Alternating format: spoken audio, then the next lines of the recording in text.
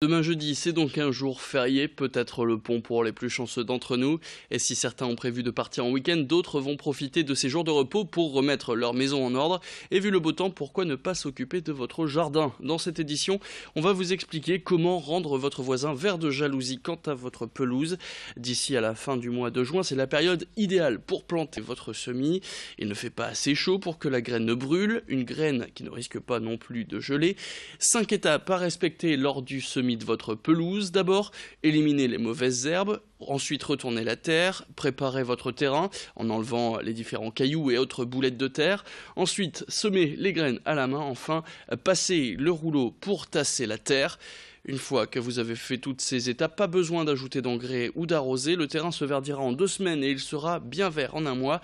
Au niveau du choix des graines, évitez les moins chères, elles mettent plus de temps à pousser et ne sont pas forcément de bonne qualité.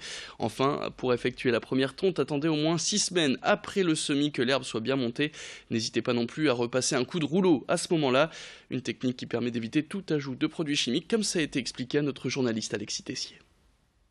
Si on la tond régulièrement et à une hauteur voilà, de à peu près 8-10 cm, il n'y a pas de raison que la pelouse dépérisse. Non, moi je ne préconise pas d'utiliser des produits chimiques, même à condition, sauf s'il y a beaucoup de mauvaises herbes dedans, des pâquerettes ou des choses comme ça.